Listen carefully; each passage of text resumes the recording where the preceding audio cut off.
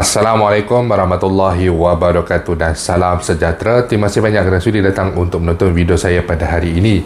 Dan seperti biasa, bagi mereka yang baru pertama kali datang untuk menonton ke channel saya ataupun mereka yang masih lagi belum subscribe, saya mohon jasa anda untuk subscribe ke channel saya. Dan bagi mereka yang dah subscribe, saya mohon anda untuk kongsikan video ini kepada rakan-rakan serta ahli keluarga anda.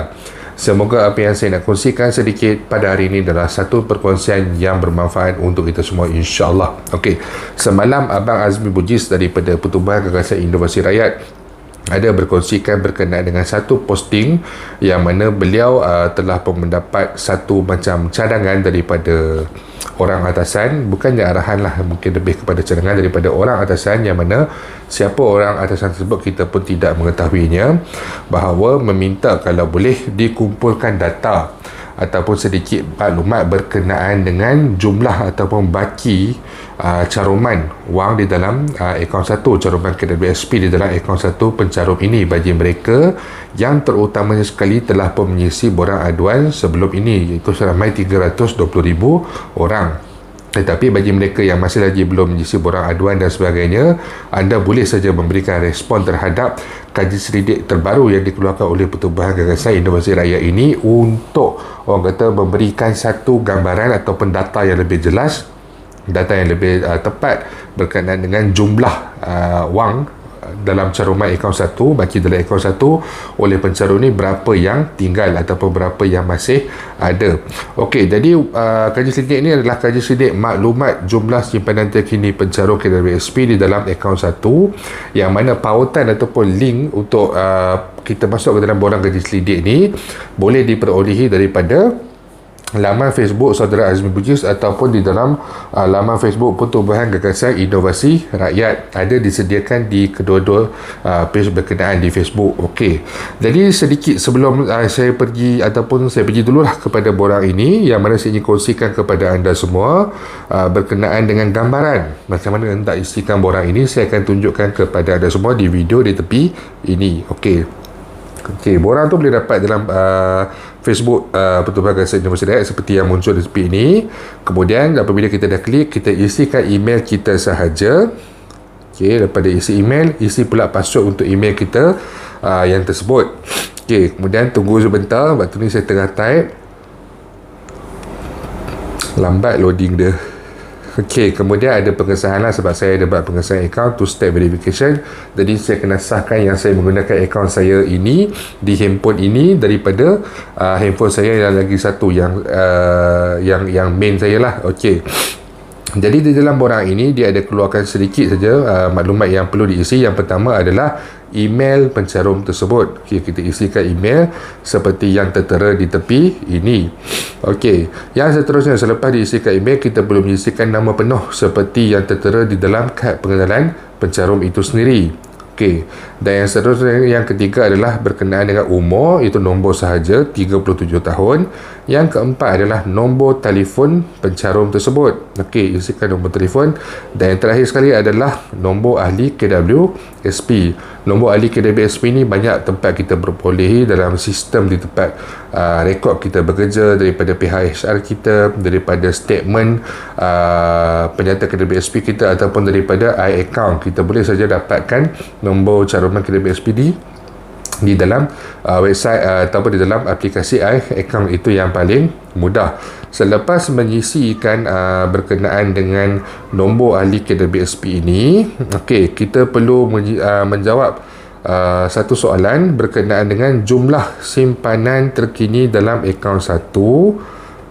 Sekejap, akaun satu, sila isikan maklumat yang sesuai dan benar mengikut jumlah baki sebenar dalam akaun satu KWSP anda. Jadi dia ada beberapa pilihan, 10,000 dan ke bawah, 10,000 sehingga 50,000, 50,000 ringgit sehingga kepada 100,000, 100,000 ringgit kepada 200,000 dan 200,000 dan ke atas. Okey, jadi pilih yang bersesuaian dengan keadaan nyata kita.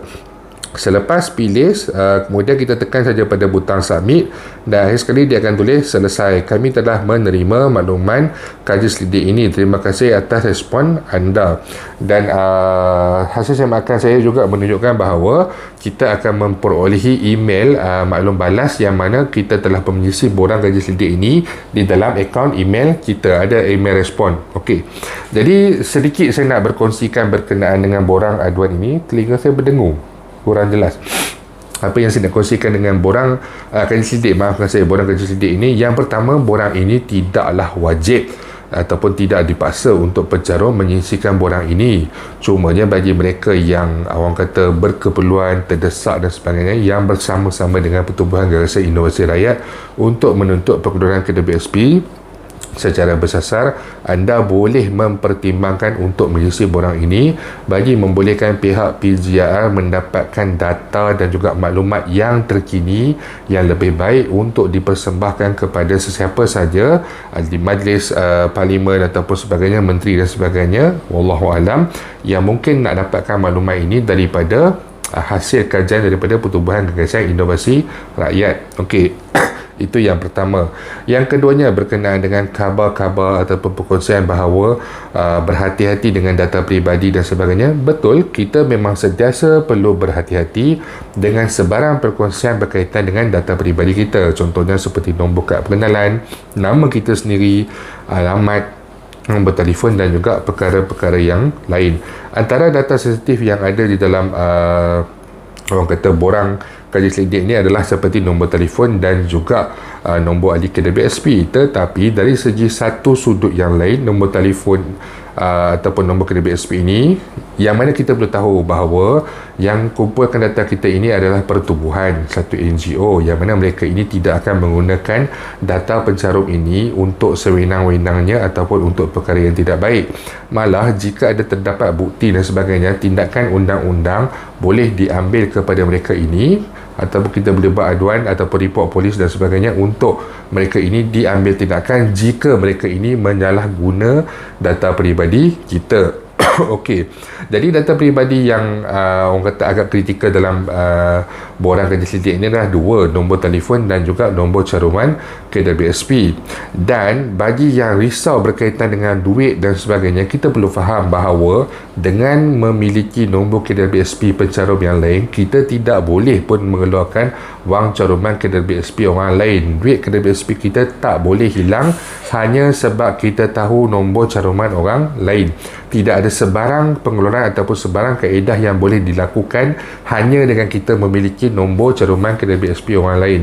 Kita nak keluarkan wang caruman KWSP kita, kalau 14 pengeluaran yang ada dalam akta KWSP, kita perlu hadir kepada pejabat KWSP, isi borang, turunkan cap jari melalui mesin biometrik untuk kita isikan IC dan juga sebagainya. Jadi sekadar untuk mengumpulkan nombor caruman KWSP tidak akan menjejaskan sebarang perkara yang berkaitan dengan keuangan pencarum itu sendiri.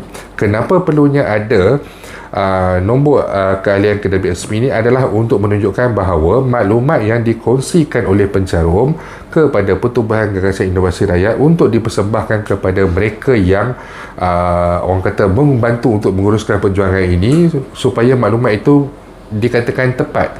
Tepat ni maksudnya dia unik sebab nombor caruman ahli KWSP ni hanya kita saja yang tahu, seperti nombor IC kita. Kalau hanya sekadar berdasarkan nama, kita boleh saja menyisikan apa-apa nama, sedangkan nama itu mungkin wujud ataupun mungkin tidak wujud. Tetapi untuk nombor KWSP ini, jika kerajaan mempertimbangkan untuk, sebagai contoh, membenarkan pengeluaran ini kepada mereka yang mengisi borang aduan ataupun mereka yang mengisi borang kaji selidik dan sebagainya, contohnya. Okey, jadi jika pertimbangan sedemikian hendak dilakukan, makanya mereka yang memberikan nombor akaun KWSP mereka yang betul ini sajalah yang boleh dipertimbangkan untuk diberikan pengeluaran. Ini adalah daripada segi satu sudut. Okey, sudut yang lainlah selain daripada sudut selain daripada nombor ini adalah untuk mengumpul keabsahan ataupun kesahihan data-data pencarum, bahawa betul pencarum ini menyelesaikan borang aduan ini daripada mereka itu sendiri, sebab nombor KWSP ini adalah nombor yang unik. Okey, jadi pada saya tidak ada sebarang kebimbangan berkaitan dengan data peribadi. Kita telah pun menyelesaikan 2 borang sebelum ini, walaupun terdapat banyak cakap-cakap, banyak kabar-kabar yang dikongsikan sebagainya. Kalau anda rasa yakin dan anda bersama dengan PGR, anda tahu apa yang PGR lakukan, pada saya tidak ada sebarang masalah untuk mengisi borang kaji selidik ini. Malah ianya mungkin akan memberikan, orang kata, satu bantuan ataupun satu kelegaan yang besar kepada anda semua.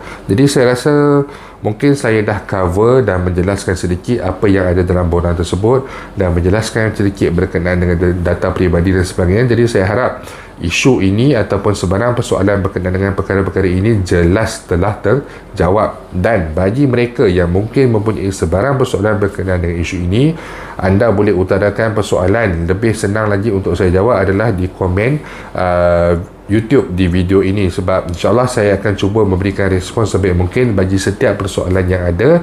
Dan mungkin kalau kata persoalan yang ditanyakan tu mungkin terlalu ramai dan sebagainya, mungkin saya akan membuat satu video penjelasan yang lain, sedikit sebanyak dapat membantu pihak Pertubuhan Rasa Indonesia Rakyat, sedikit sebanyak dapat membantu pencarum yang mungkin ada persoalan ataupun ada kekeliruan.